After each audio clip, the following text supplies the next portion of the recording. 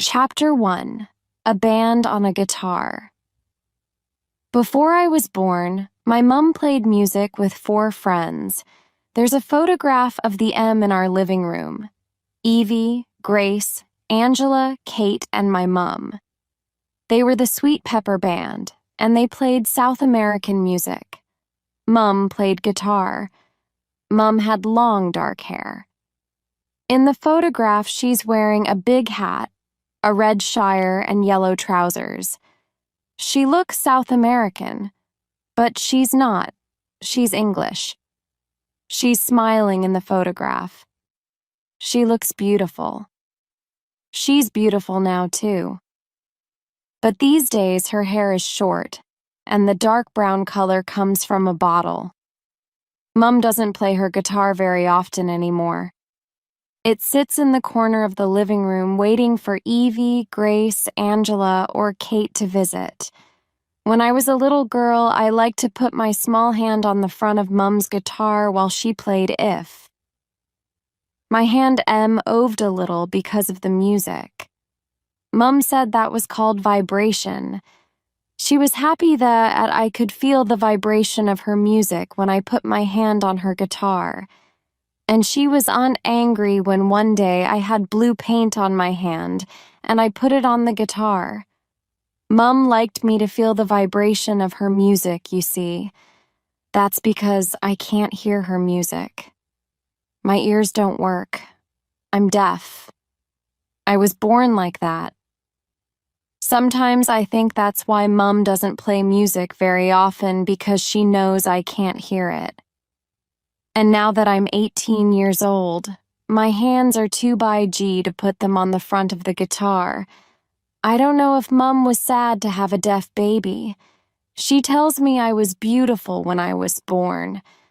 I had lots of blonde hair and blue eyes that went brown like hers after a few months.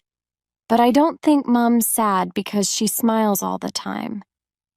Mom smiles more than anyone I know. She's always happy. That's one of the things everyone loves about her. The children at Busy Kids Day Nursery, where we both work, all love Mom. Busy Kids is Mom's business. She started it 5 years ago. Mom's really good with children. I remember when I was quite young, 5 or 6 years old, I was sad about something. I don't remember what I was sad about, but I do remember what Mom said. We sat in a chair together with her face close to mine, and she put her arms around me. We stayed like that for a while, and then she sat back so she could talk to me. Mom and I use our hands and fingers to talk to each other. It's called signing. Anyway, Mom said that we can choose how to be in life, happy or sad. She said, "Life's short, so choose to be happy." I try never to forger those words. I try to be like my mom because I think she's a wonderful person. I don't know much about my father because he left after I was born. All I know is that he played music too, and that he's French. He lives in Paris now. Mom and my father met when he was working in Norwich for a year. They fell in love and soon got married. Dad moved into the house where Mom and I live now. Norwich is a beautiful place, but it isn't as big and exciting as Paris. I think my father got bored. Or perhaps he was sad when I was born deaf, because that's when he went away to live with his family in Paris. He never came back. Some of my friends don't talk to their parents very much.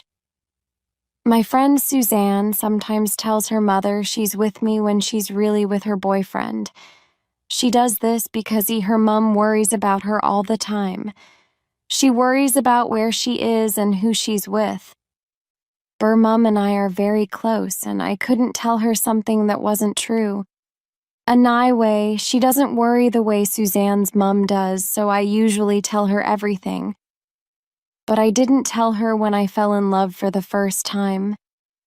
I don't know why. Perhaps it was because it felt so strange.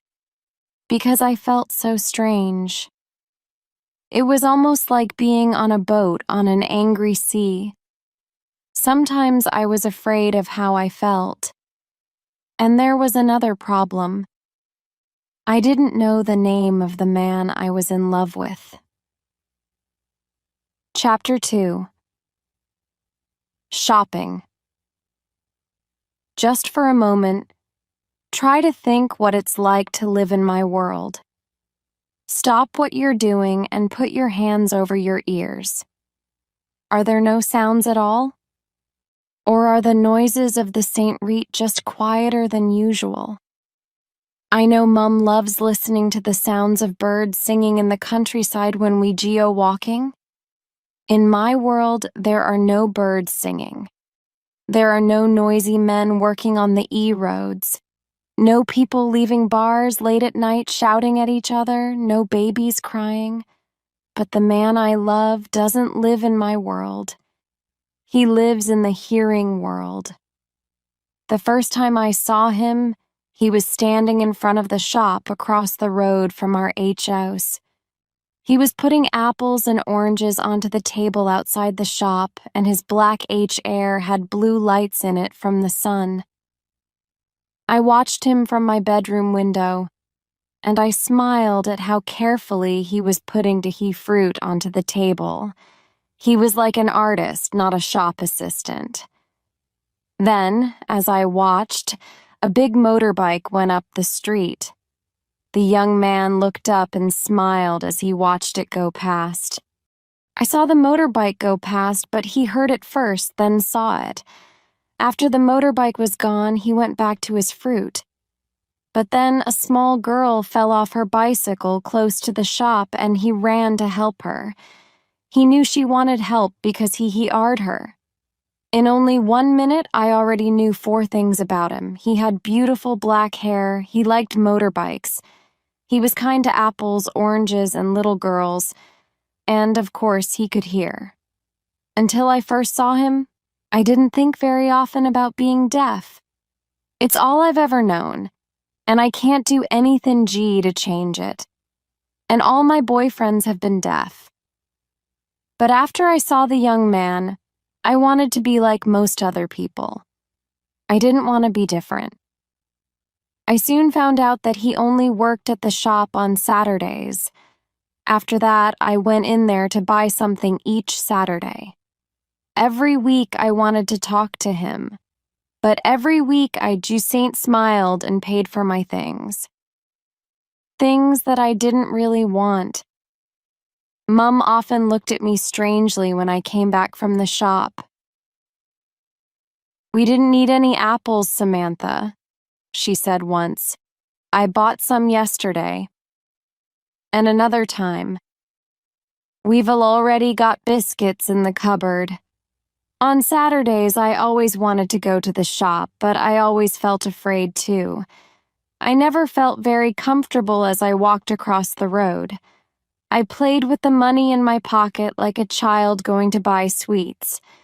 And then, sometimes when I got to the shop, I waited for a moment outside, reading the postcards in the window. People who want to sell things write about them on a postcard, and the young Emin puts them in the window. Car, 5 years old. Cat needs good home, large fridge, near lie new. One Saturday, I read all of the postcards twice before I went into the shop. Then, when I was inside, I didn't know what to buy. Mum and I always go to the supermarket on Fridays, and I really didn't want anything. The young man was busy selling bread and cakes to a woman with 2 children. This gave me time to think. And in the end, I decided to buy a newspaper R. The shop was often very busy on Saturdays. Usually the young man just had time to smiley at me and take my money. But that morning, it was different. After the woman and her children left, the shop was empty. There was only me and the young man. When I took my newspaper to him to pay for it, he smiled. But when I tried to smile back K at him, my mouth felt like wood. Then he said something to me. I watched his mouth closely. We had lessons at school to help us lip read, to watch people's mouths to read their words when they talk. I can lip read quite well. So I watched the young man's mouth and I thought he was talking about a fire. A big fire. Then I looked down at my newspaper and saw a picture of a house on fire. It was a color picture and the fire was very big and red. I hoped nobody was in the house. That's what I wanted to say to the young man. How terrible. I hope nobody was in the house. But I didn't say it. I didn't say anything. I don't like speaking, you see. I don't like actually using my voice. When I was a child, I often tried to caulk, and other children didn't understand me. Sometimes they laughed. That's why I think my voice sounds strange, and I didn't want the young man to think I was strange. When I looked up, the young man was speaking again. Then he wailed for me to answer him. But I didn't hear him, so I couldn't. So I just smiled and took my newspaper and left the shop. But as I walked across the road to my house, I felt sad because I was sure he probably did think I was strange now. Chapter 3. My best friend Mum looked at me when I went into the house with the newspaper. We signed to each other. "Are you okay?" she asked, and I did my best to smile. "Yes, I'm okay," I said. She looked at me for a moment as if she didn't quite believe me, and then she said, "Ron's here. He's in the living room." That made me happy again. Ron is my very best friend. We lived next door to each other when we were children. Now he's a student in London, and I don't get to see him very often. He's studying to be a teacher of deaf children. He wanted to become one because of me. Ron learnt to speak to me by signing when he was very young. I went quickly into the living room. Ron was sitting on the sofa reading a magazine. When he saw me, he put the magazine down. "Hi, Sam," he signed to me and smiled. "Hi, Ron." I smiled back and kissed him. "How are you?" I was really happy to see him. I knew I could tell him about my problem with the man from the shop. Ron understood these things. I remember the first time he fell in love. It was with my friend Suzanne, actually. Mum put her head round the door. I watched her mouth move as she asked Ron if he wanted a cup of tea. She likes Ron as much as I do. When we were children, she often took both of us to the sea for the day. Once I asked Ron what the sound of the sea was like. He said, "The sea's loud when it gets to the beach, but it can be soft and quiet too. Usually I don't feel sad about being deaf, but I love the sea, and I would like to hear what it sounds like very much." I quickly told Ron about the man from the shop before Mum came back with the tea. "Actually, I think I know him," Ron said after a few moments. "My brother's friend has a Saturday job at that shop. He's a student at the university. He lives in Pete's house." Pete is Ron's brother. I couldn't believe it. My man lived in Pete's house. "What's his name?" I asked. "Jim," Ron told me. "Actually, Pete's having a party at his house tonight. Come with me. Jim will probably be there." Parties are difficult for me because I can't talk to people. It's different when I'm with my other deaf friends because we sign to each other and we laugh a lot.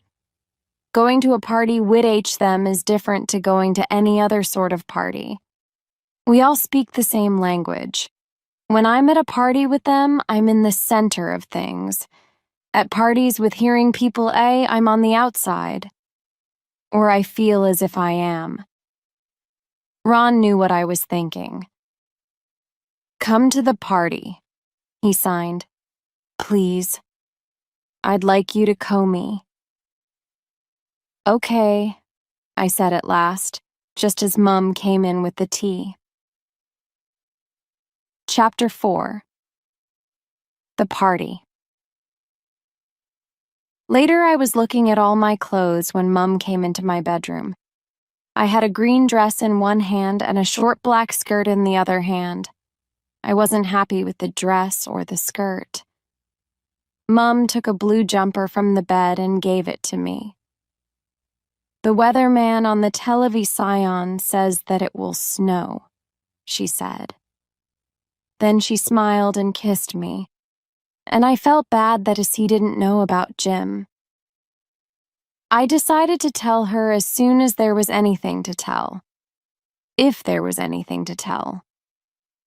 It was almost spring, but it was still very cold. Ron and I stopped to buy some drinks on the way to the party, and by the time we got to Pete's house, it was beginning to snow. Ron looked at me as we waited at the door. Okay? He asked. I smiled at him. Yes, I said. I'm okay. A girl opened the door and said hello to Ron. I didn't know her. She was very pretty and she was wearing a nice red dress. I smiled at her and followed Ron into the house. Inside, we went into the kitchen. It was full of people. All the girls were wearing short Dr. S's or skirts. I was the only one wearing a jumper and jeans. Ron and I took our drinks into the living room. This room was full of people, too. And it was hot, very hot. But I couldn't take my jumper off because I wasn't wearing a t-shirt under it. The jumper was a mistake, but I tried to forget about it. The music's very loud, I said to Ron. How do you know that? He asked and smiled. Because I can feel it in my legs, I told him. And it was true. It was like my hand on Mum's guitar. The vibration of the music was traveling from the floor into my feet. Then it was going right up my legs and into my body. A man came up to us. It was Pete. He said something to Ron, then looked right at me. Petey knows I'm deaf, of course. Hello, Sam, I saw his mouth saying. Where's Jim? I wanted to ask, but I didn't. I just said hello and smiled. Pete talked to us for a while, then he went to change the music. Ron talked to me. People in the room watched us talking with our hands. People often watch when I use sign language. It's interesting for them, I think. Ron told me about the fun he was having with his new friends in London. He talked a lot about a girl called Mary. Is Mary your girlfriend? I asked him, and his face went a bit red. At the moment, she's just a friend, he said. But I want her to be my girlfriend. I thought about Jim. Where was he? Why wasn't he here? The party was in his house. Ron often knows what I'm thinking. Hell come soon, he told me. Around 10 o'clock, Ron was talking to some other friends across the room. I felt very hot in my jumper, so I decided to go into the garden for a short time. Outside, everything was white. There was snow everywhere, and it was beautiful. The garden looked like a big white cake, and I was the first person to walk on it. or I thought I was the first person to walk on it. But after a few moments, I saw that I wasn't. I could see empty places in the snow made by shoes, footprints, but I couldn't see anyone. But I knew someone was there because just then, something very cold hit the side of my face. Snow. Chapter 5. Snow. Fun. More snowballs flew past my face. Then I saw someone come out from behind a white TRE. It was the man from the shop. It was Jim. I laughed and quickly made a snowball. Then I sent it through the air. But Jim moved so quickly to one side, the snowball hit a tree behind him. So I started to make another snowball, but before it was ready, Jim threw a new one at me. I laughed again. Then I ran behind a wall and made lots of snowballs. When they were ready, I came out from behind the wall. But Jim had made lots of snowballs too, and soon I was very wet. After a few minutes, I was laughing so much my stomach hurt, just the way it does when I'm laughing at parties with my deaf friends. When I looked up at last, I saw that Jim was standing quite close to me. I also saw that something was wrong. He wasn't smiling now. He was looking at me. I remembered how he looked at me in the shop, and I knew it was the same now. He was waiting for me to answer him, but I couldn't. I looked into his face, waiting for him to speak again. After a while, he did, and this time I watched his mouth very carefully. There was an outside light on the side of the house. Anyway, the snow all around us made it almost as light as day. "What's your name?" he asked. This time I knew it was very important for me to say something. "Sam," I said carefully. "My name's Sam. Samantha." Then I told him, "I can't hear what you say. I'm deaf." He looked at me for a very long time, and I wasn't sure if he understood. Then he smiled. "Can you lip read, Sam?" he asked. I nodded. "Yes," I said. "Usually." "Then read this," he said, moving his mouth carefully. "The time for talking has finished. Get your snowballs ready." Then he ran away and went back behind his tree. Before I could move, snowballs were coming through the air again. I ran back behind my wall, laughing. My first snowball hit him in the face, but he sent one back, which got me on my face. The snow was cold and wet in my eyes, but I didn't mind. I was happy. I knew Jim was throwing snowballs at me because he liked me. Sometimes when people learn about me being deaf, they're very careful with me. I feel like I'm a piece of expensive glass. It's difficult to be friends with a piece of expensive glass. Boy Jim wasn't careful with me, and I liked that. Soon I was very hawk, but I didn't want to stop. I wanted to throw snowballs at Jim all night. But after about 5 minutes, Jim stopped. When I looked over to see why, I saw his mouth was moving. But he wasn't looking at me. He was looking at someone behind me. I turned and saw a girl standing near the house. It was the girl in the red dress. The Sam E. girl who opened the door when Ron and I arrived at the party. She was saying something to Jim, and she didn't look happy. She wasn't smiling, and her eyes were told. As told as her legs in the short red dress. Jim started to walk across the snowy grass. When he got near to me, he smiled and looked into my face.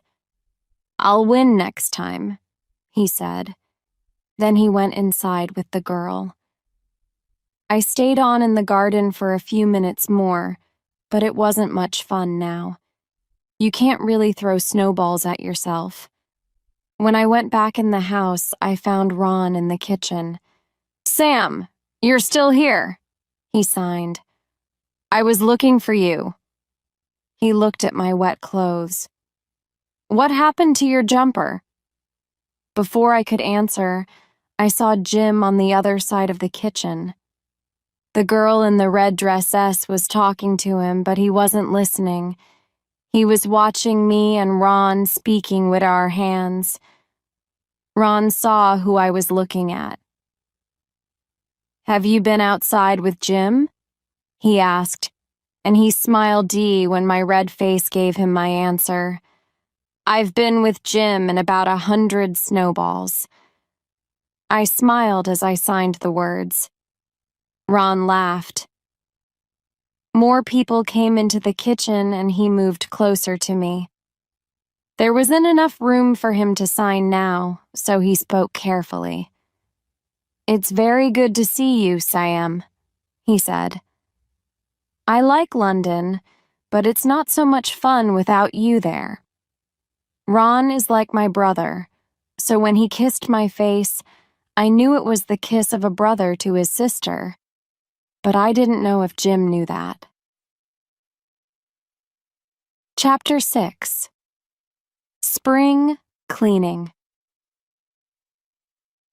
The next Saturday was the first Saturday in Mara. Mum always likes us to clean the 𝐒𝐭𝐨𝐫𝐢𝐞 on the first Saturday in Mara. She calls it spring cleaning. She was cleaning downstairs and I was cleaning upstairs. I wanted to be upstairs because I could see the shop from my bedroom window. Downstairs, there are always cars in the street outside and you can't see out very well. I really wanted to see Jim again, and I looked out of the window often while I was cleaning 𝐒𝐭𝐨𝐫𝐢𝐞. Once he came outside to put some fruit and flowers onto the cable, but he didn't look across the road. The snowball fight was a week ago now. A week is a long time if you're in love. It was sunny and the snow was gone now. I was sorry about that. "Haven't you finished this room, Sam?" Mum stood in front of me, signing. She couldn't understand why I was still cleaning my room. I'm usually quite quick AC cleaning, when I'm not looking out of windows and remembering snowballs. "Sorry," I answered, and she smiled. "That's okay. Actually, can you go to the shop to get a bottle of window cleaner for me? I forgot to buy some." I couldn't believe it. She was sending me to the shop. "Do you feel okay, Sam?" Mum asked me. "You look hot." "Yes," I answered. "I feel fine." But I knew my face was red. "Are you sure?" she said. "I'll go to the shop if you want." "No," I signed. "I'll go." And I quickly went downstairs and left the house. Jim was busy when I went into the shop. He was standing near the bottles of wine with a man. He was helping the man to decide which wine to buy. The man was quite short. GM smiled at me over his head. I smiled at him, and then I went over to the bottles of cleaner. Mum always buys the 𝐒𝐭𝐨𝐫𝐢𝐞 window cleaner, but I stood in front of the different bottles as if I didn't know which 𝐒𝐭𝐨 was best. I wanted the short man to choose his wine quickly and leave. I wanted Jim to myself. At last the man left, carrying 2 bottles of wine, 1 red, 1 white. I took my window cleaner over to Jim to pay for it. When I got there, he was writing some 𝐿𝐿𝐼𝐻 on a piece of paper. Then he gave it to me. The writing was large and black. It was like an artist's writing. I read the words, "I know more about snowballs than wine." I laughed. Did you enjoy our snowball fight? He wrote next. I took the pen from him. Yes, I wrote. I did. Very much. After he'd read my words, he looked at me. Then he started writing again. Is Ron your boyfriend? I read. This time I didn't write. I spoke. No, I said. He's my best friend. I haven't got a boyfriend. Jim understood me without any problem.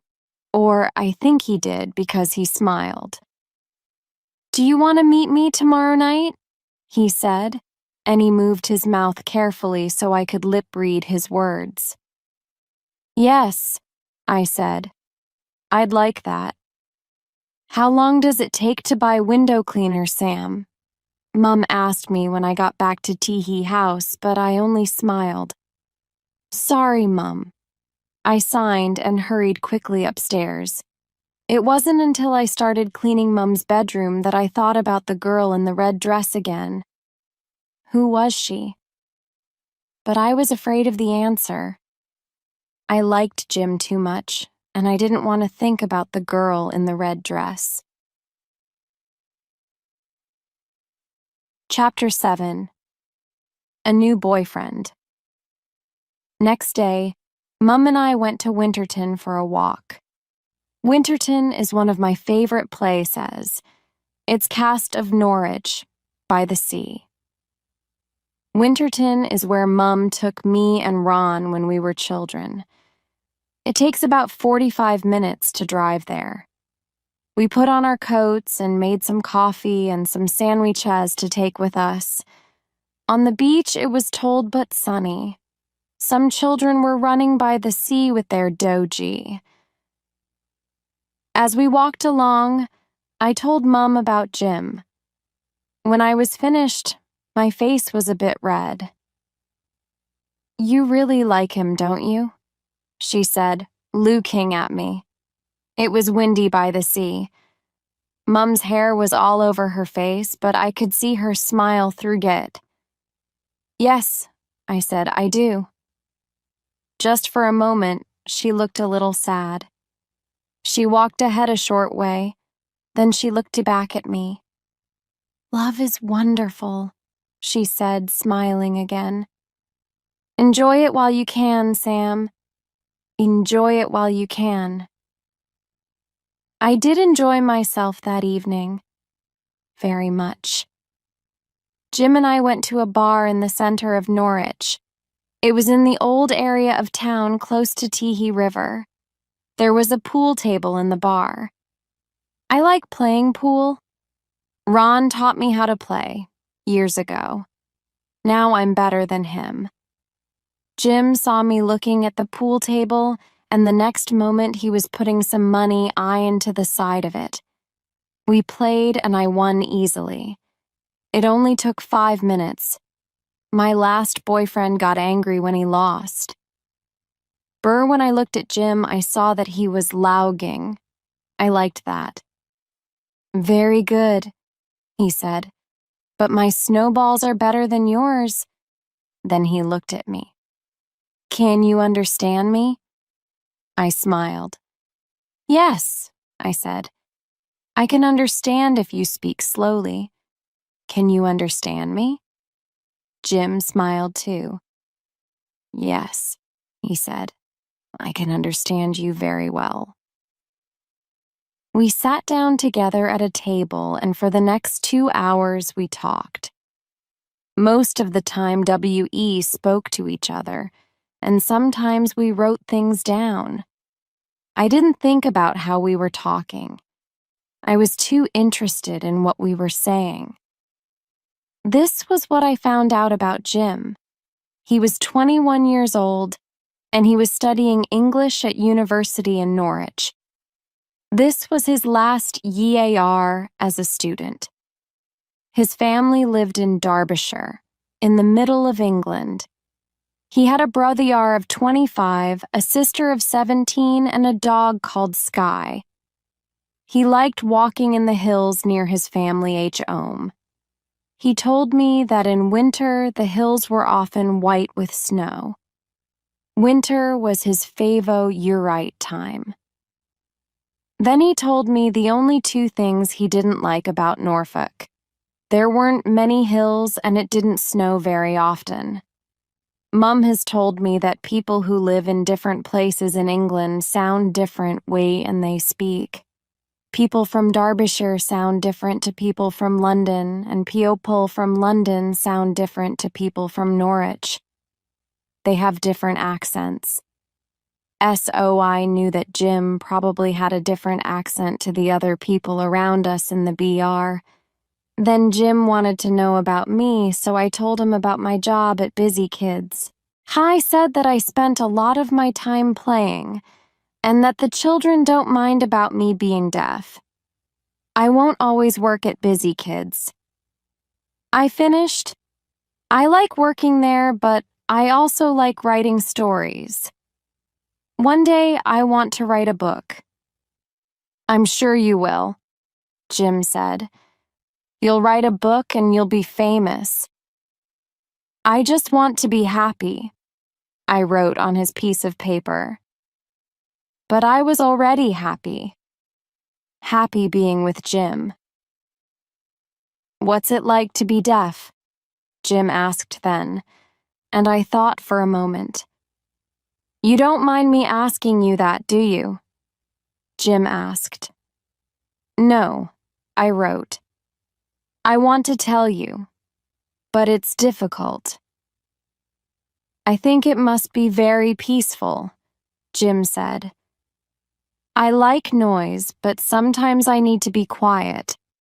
That's when I go to the countryside for a walk. He laughed. But actually, the countryside can be a very noisy place. There are cars and animals and birds singing. Mum likes listening to the birds sing, I told him. Yes, I do too, he said. And the sound of the wind in the trees. Sometimes my world is too quiet, I said, and Jim touched my hand. Don't be sad, he said, and I smiled. I'm not sad, I said, and it was true. I was very happy being with Jim. I think being deaf is a bit like swimming underwater, I told him. You know, when you're swimming and you look up through the water, everything looks different. The water changes everything. Jim moved his chair near to mine and took my hand in his. Fish always live in the water, he said. It's all they know. Yes, I said, and I knew he understood what I was trying to tell him. Fish don't know that the water makes things look different. When the bar closed, Jim walked home with me. He had his bicycle with him. It was dark hay, so I couldn't read his lips. But I didn't mind. It was nice just to be with him. We lived in different worlds because I was deaf, and he wasn't. But it wasn't important. Outside my house, we stopped under a streetlight. Jim looked into my eyes. What's your mobile phone number, so I can text you? Chapter 8. The Girl in the Red Dress. That evening was the beginning of something wonderful because Jim and I met often at that. Sometimes he went out with his friends or stayed at home to study, but we saw each other as often as we could. We met in cafes or in bars, or we just went for walks. Sometimes we used pen and paper to talk, but usually I read his lips. I showed him some more sign language too. But often we didn't have to talk at all. We just liked being together. When we weren't together, we sent each other text messages and emails. In this way, we spoke to each other every day. Sometimes I felt I was living a dream, a very good dream. I was in love and I was very happy. Until the day I met the girl in the red dress again. The girl from the party. It was a Monday morning and I was on my way to work. Mom had left early to meet a 𝐒𝐻𝐿𝐻 parent, so I was walking. It was a sunny day, and I was feeling good. I went to the shops to buy food for the children's lunches, and then I walked through the park. I was probably thinking about Jim because I was always thinking about Jim. I didn't see the girl with the red dress until she stood in front of me. She wasn't wearing a red dress that day, of course, but I knew who she was. "Hello," I said, but she didn't say anything. She just stood there and looked at me. Then, when she started speaking, she talked really quickly. Too quickly. "Please," I said. "Can you speak more slowly? I can't understand you." She looked cross. "What?" I saw her say. "I can't understand you." My face went red, but I tried again, speaking carefully. "Please speak more slowly so I can read your lips. I'm deaf." When she spoke again, she spoke very slowly. Too slowly. I could understand every word. "Jim was my boyfriend before he met you," she said. "My boyfriend. We were very happy together. Very happy. I'm good for him in a way you can never be good for him. How can you be good for him? You can't hear his music." "His music?" I didn't understand what she meant. She looked at me. "Don't you know about his music?" she said. "Jim plays in a band. I can't believe you don't know that. The band means everything to him. Everything. And he needs to be with someone who can hear his music. Jim writes songs. Didn't you know that? You really don't know Jim very well, do you? He writes songs and he plays them to me before he tries them with the band. He could never do that with you, could he? So stay away from him. Understand? You'll never make him happy the way I do." She waited for a moment to see if I would say anything, but I was too hurt inside to speak. Hurt and afraid. So she said it one more time. "Stay away from Jim." Then she left. There was a seat in the park under a tree. I sat down on it and watched her walk away. My head hurt. It was lull of her words. She was Jim's girlfriend until he met me. Was that true? Why didn't he tell me? And he played D music in a band. Was that true as well? I thought I knew Jim, but now I didn't know what to believe or to think. I only knew that I was afraid. Very afraid. I knew why Jim never spoke to me about his music. Because I'm deaf. Just then I felt my phone ring. I took it from my bag and looked at it. There was a text message from Jim. "Meet me tonight. I love you, Jim." I didn't answer the message. Mom looked at me when I arrived at Busy Kids. "Are you all right, Sam?" she asked me. "You look ill." "I'm okay." I signed and I took the shopping into the kitchen where we make the children's lunches. Mom followed me. "Sam?" she said. "What is it?" I didn't want to talk about it, but Mom's face was very worried, so I told her. "You must speak to Jim," she said. "Do you want me to phone him?" "No," I said. "No, thank you. I need to think." I was sad all day. No, I was worse than sad. My happy world was broken into pieces. At 4 o'clock, Mom told me to go home early. "I've got a friend coming for dinner, but I'm busy here," she said. "Can you cook something?" I was happy to go home early, but I wasn't hungry. But I made a pizza for Mum and her friend. Mum got home at 6 o'clock and went to have a shower. When somebody comes to the front door at our house, the lights go on and off. Then I know that someone's there. The lights in the kitchen went on and off while I was making a salad, and Mum was in the showware. I went to the front door to see who it was. I could see a man through the glass. It was Jim. I opened the door. He was smiling, but I couldn't smile back. I was pleased to see him, but I was sad too, because of the meeting with the girl. "Hi, Sam," he said. "These are for you." Then I saw he had some flowers. Beautiful flowers. Red roses. Lots of them. Flowers for a boyfriend to give to his girlfriend. But in my head, I saw the girl from the party in her red dress. The roses were the same color as her dresses.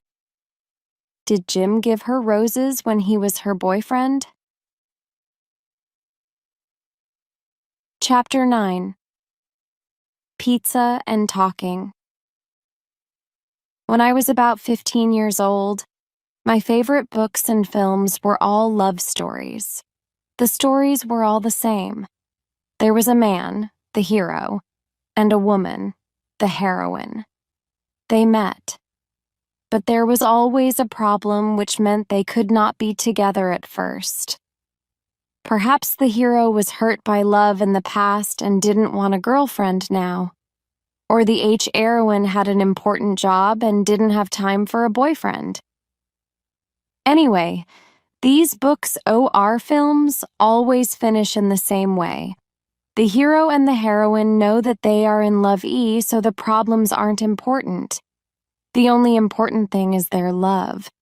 When we tell children stories, we often finish, "and they were happy ever after." It's the same with love stories. The hero and the heroine are always happy ever after. Happy together always with no problems. But real life is different to stories. And I'm not a heroine. Anyway, I read hundreds of those books when I was 15, and there was never a story about a deaf girl with a boyfriend who played music. I moved away from Jim as Mum came down the stairs. Her hair was wet, but she was smiling at Jim. I soon saw that he was the friend coming to dinner. "I don't want you to be sad," she signed to me while Jim put the roses in some water. So I phoned Jim and asked him to dinner. "After we've eaten, you can tell him why you're sad.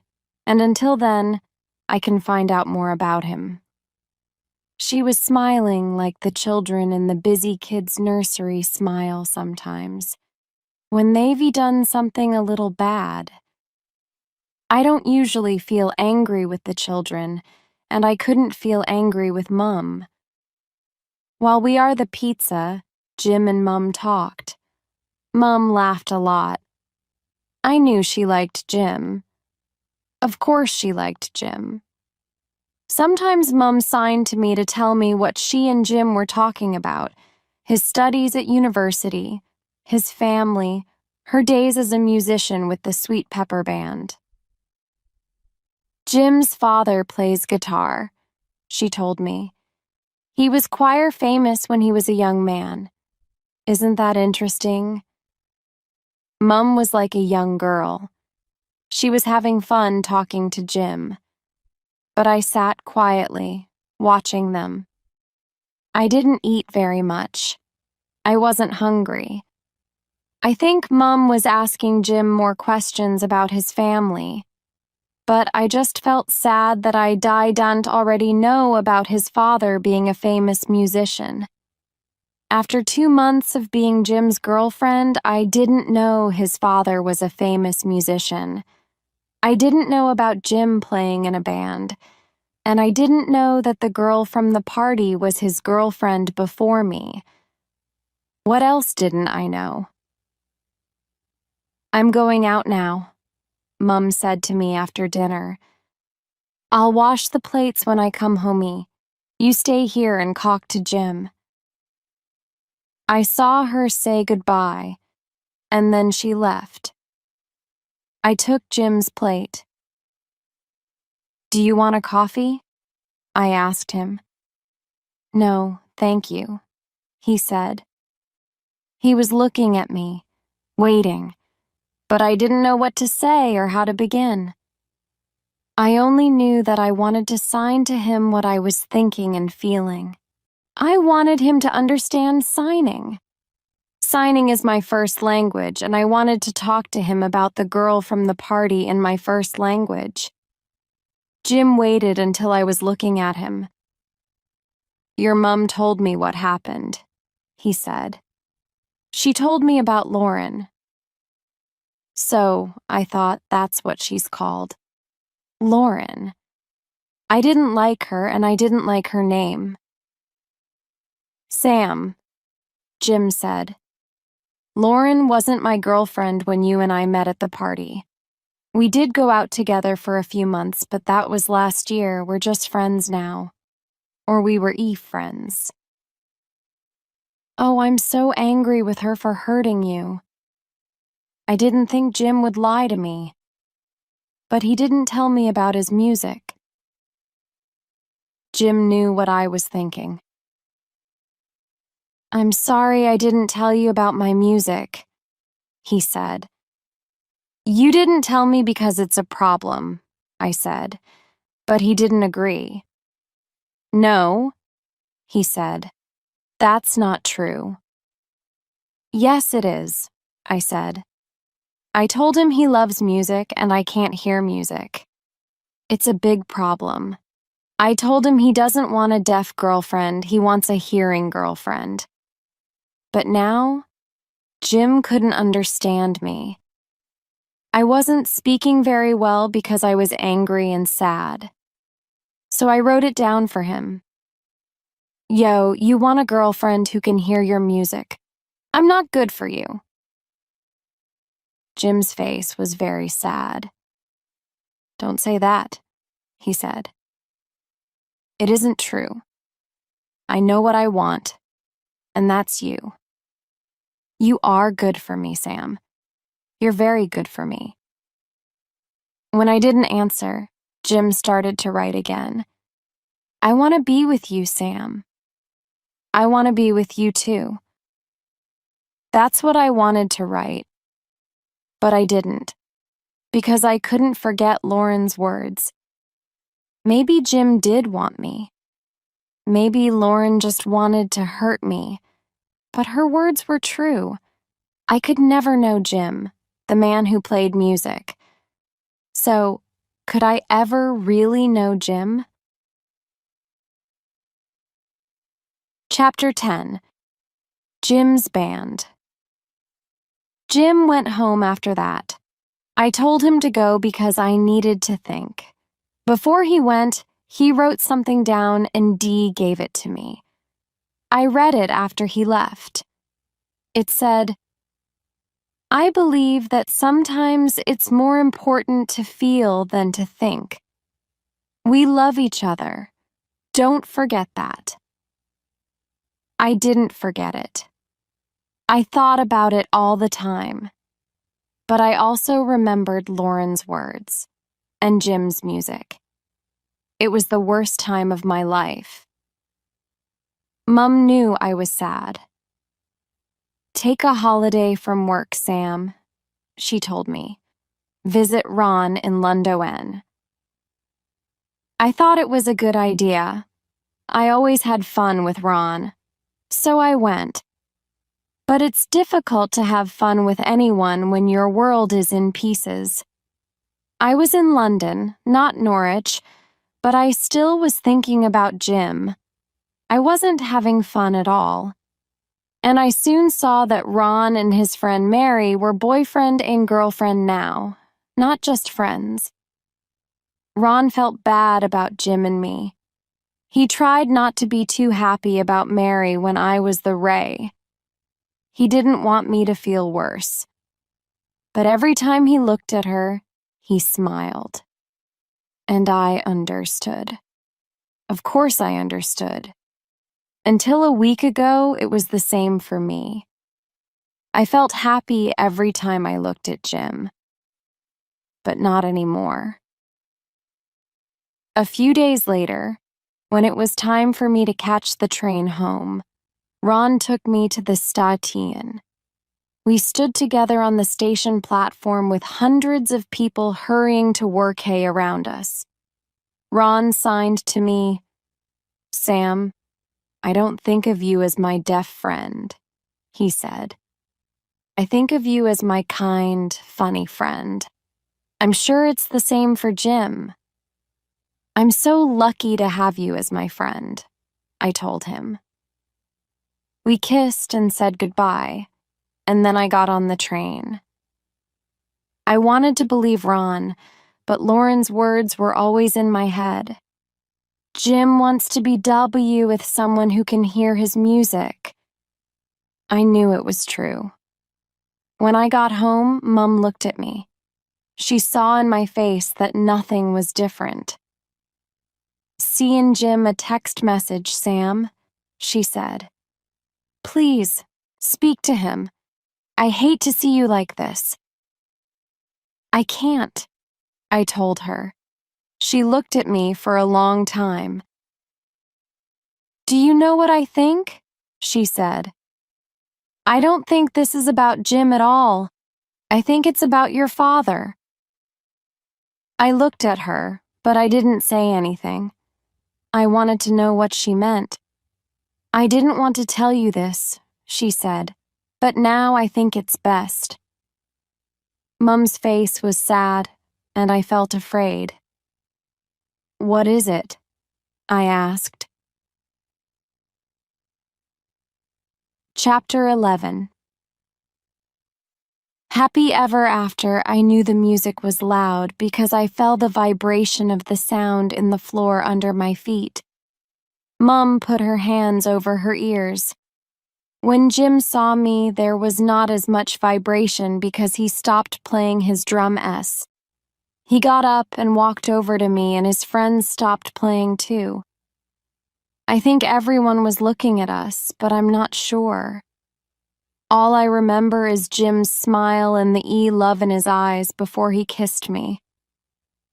As I kissed him back, I forgot to be afraid. This was Jim and I loved him. There was nothing to be afraid of.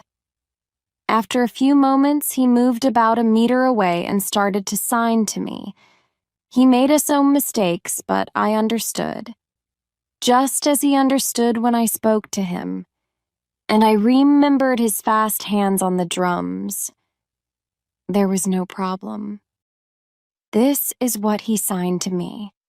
"Your mom taught me some sign language. Now I'll teach you to play drums. Come with me." Before I could answer, Jim took my hand in his. We moved to stand with his friends. 𝐒𝐿 was smiling at me. Everyone was smiling. Jim stood behind me and his hands were on my hands, and then I was playing the drums. And the vibration traveled from the drums to my hands and up my arms to my head. It was wonderful as my small hand on the front of Mum's guitar.